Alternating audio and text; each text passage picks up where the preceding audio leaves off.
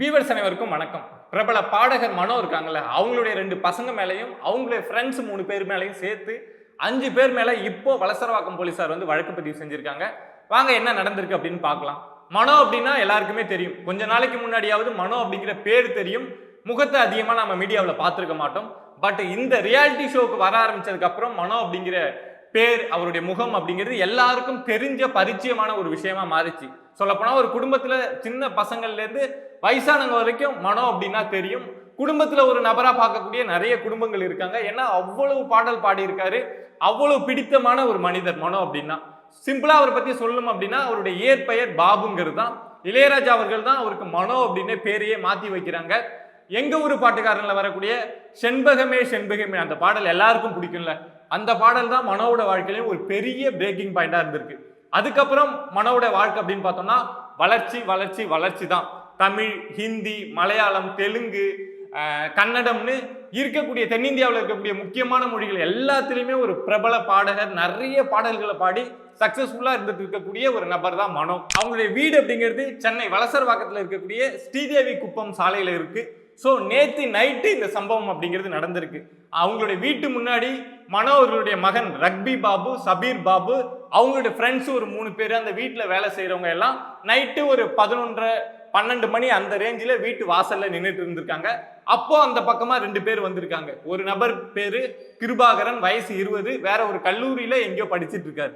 இன்னொரு நபர் ஐடிஐ படிக்கக்கூடிய ஒரு மாணவன், 16 வயசு. அந்த டைம்ல அங்க இருக்கக்கூடிய ஒரு ஹோட்டலுக்கு சாப்பாடு வாங்க வந்திருக்காங்க. ஏன் அந்த டைம்ல அவங்க சாப்பாடு வாங்க வந்திருக்காங்க? அவங்க இந்த ஏரியாவில் இருந்து வராங்க அப்படின்னா அவங்களுடைய ஓன் ஏரியா அப்படின்னு பார்த்தோம்னா இது கிடையாது. பட் இங்க பக்கத்துல இருக்கக்கூடிய ஒரு ஃபுட்பால் அகாடமியில தங்கி பிராக்டிஸ் அப்படிங்கிறத எடுத்துட்டு இருந்திருக்காங்க. ஸோ நேற்று லேட் ஈவினிங்ல வந்து அந்த பிராக்டிஸை முடிச்சுட்டு நைட் ஃபுட் வாங்கலாம் அப்படின்னு அங்கே பக்கத்தில் இருக்கக்கூடிய ஹோட்டலுக்கு வந்திருக்காங்க.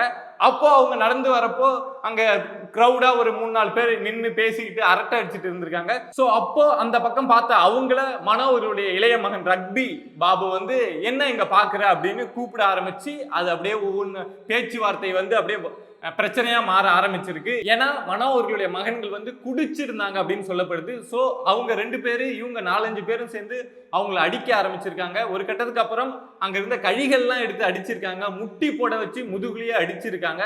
ஸோ இப்போ அந்த 2 பசங்களும் வந்து கீழ்ப்பாக்கம் அரசு மருத்துவமனையில ட்ரீட்மெண்ட் எடுத்துட்டு இருக்காங்க.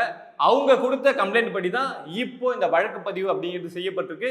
இது வரைக்கும் ஒரு 3க்கும் மேற்பட்டவங்க இந்த சம்பவத்துல வந்து கைது செய்யப்பட்டிருக்காங்க. மனோ அவர்களுடைய மகன்கள் வந்து தலைமறைவாக இருக்காங்க அப்படின்னு சில செய்திகள் பார்க்க முடியுது. அதே மாதிரி சில செய்திகள் வந்து ஒருத்தரை கைது பண்ணிட்டாங்க, இன்னொருத்தரை தான் தேடிட்டு இருக்காங்க அப்படிங்கிற விஷயமும் நம்ம கேள்விப்படுறோம். இந்த விஷயத்துல என்ன அப்படின்னா, இத மாதிரி ஒரு சம்பவம் நடக்குது அப்படின்னா முடிஞ்ச அளவுக்கு காவல்துறையிலேருந்து பேச்சுவார்த்தை நடத்தி இந்த விஷயத்த சமரசத்துல தான் முடிக்க பார்ப்பாங்க. ஏன்னா ஒரு பிரபல பாடகர், அவங்களுடைய மகன்கள் வந்து குடிபோதையில இதை மாதிரி செஞ்சுட்டாங்க அப்படின்னா அது பேச்சுவார்த்தையில தான் முடியும். ஏன்னா இதுக்கு முன்னாடி நம்ம நிறைய கேசஸ், கொலை செஞ்ச ஆக்சிடென்ட் கேசஸே பார்த்துருக்கோம். பேச்சுவார்த்தையிலேயே முடிஞ்சிடும், வெளியில என்ன நடந்தது அப்படின்னே தெரியாது.